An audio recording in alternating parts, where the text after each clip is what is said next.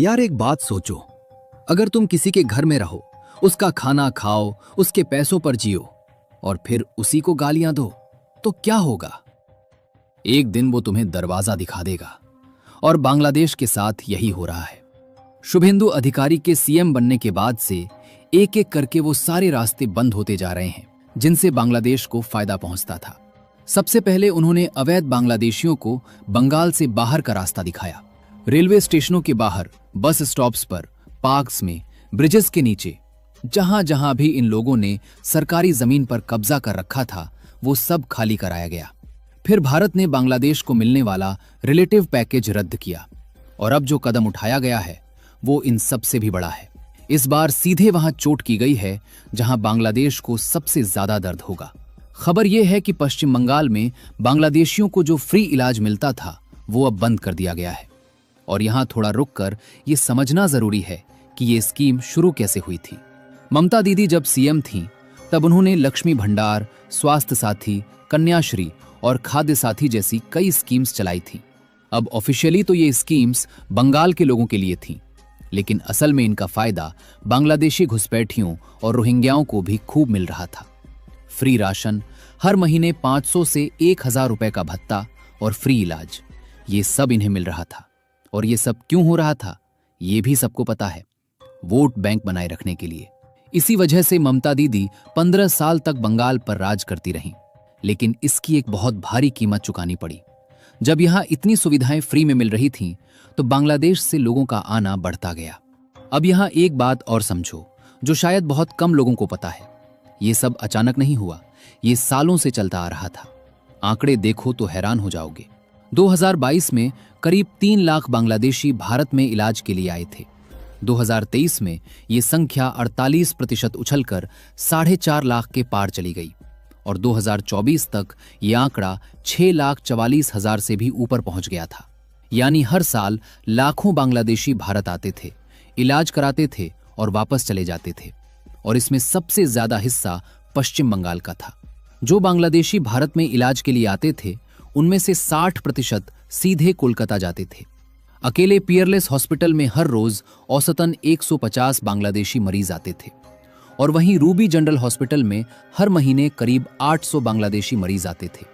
साथ ही देसुन हॉस्पिटल में हर महीने करीब 1500 बांग्लादेशी मरीज आते थे। और आप जानकर हैरान रह जाएंगे कि मणिपाल हॉस्पिटल्स के सिर्फ कोलकाता और बेंगलोर सेंटर्स में हर रोज 300 मेडिकल वीजा रिकमेंडेशंस बांग्लादेशी मरीजों के लिए जारी होती थी। यानी कोलकाता के बड़े हॉस्पिटल्स की कुल इंटरनेशनल कमाई का बड़ा हिस्सा सिर्फ बांग्लादेश से आता था। अब सोचो, इतने लाखों लोग किस चीज के लिए आते थे? Cardiology, orthopaedics, neurosurgery, cancer treatment, kidney transplant, यानी वो सब इलाज जो बांग्लादेश में या तो होते नहीं थे या होते थे तो इतने महंगे थे कि आम आदमी की पहुंच से बाहर थे। और यहां भारत में वही इलाज कितने सस्ते में हो जाता था। बांग्लादेश से यहां तक आने का खर्चा भी जोड़ लो तो भी भारत में इलाज कराना उनके लिए सस्ता पड़ता था। तो स्वाभाविक है कि हर साल इनकी तादाद बढ़ती रही।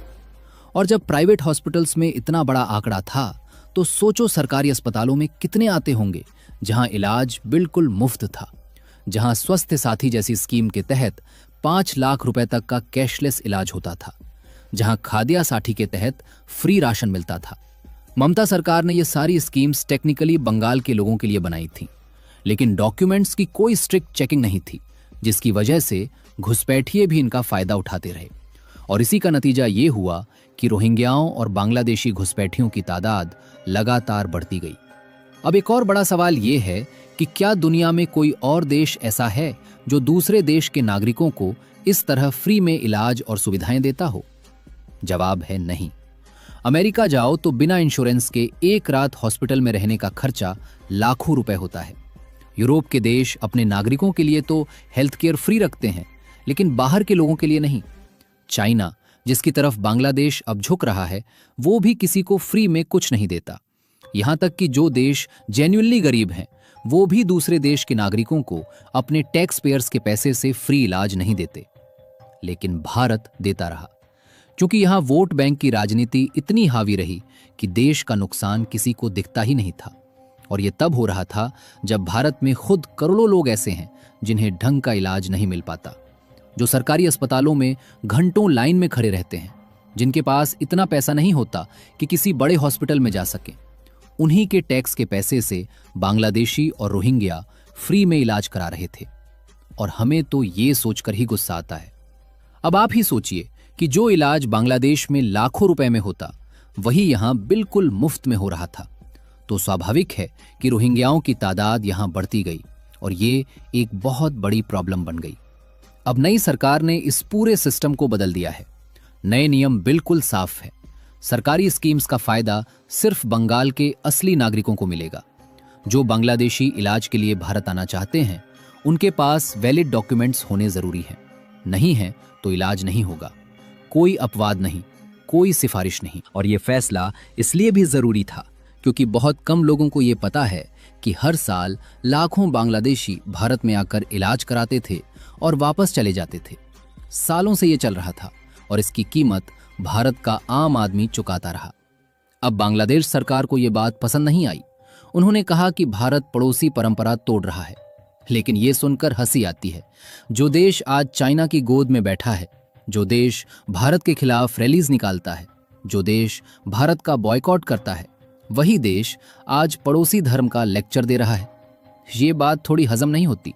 एक सिंपल सा सवाल है, दुनिया में कोई एक देश बताओ जो दूसरे देश के नागरिकों को फ्री में इलाज और राशन देता हो। कोई नहीं। लेकिन भारत ने यह किया। और जब यह हो रहा था, तब भारत में खुद लाखों गरीब लोग थे जिन्हें इन्हीं सुविधाओं की जरूरत थी। जो पैसा इन बांग्लादेशियों पर खर्च हो रहा था, वो पैसा उन भारतीयों के काम आना चाहिए था जो सालों से इसके असली हकदार थे। यानी कि देखा जाए तो जो हो रहा है वो सही हो रहा है। देर से ही सही, लेकिन यह कदम उठाया जाना बहुत जरूरी था। इसके अलावा आपको बता दें कि भारत बांग्लादेश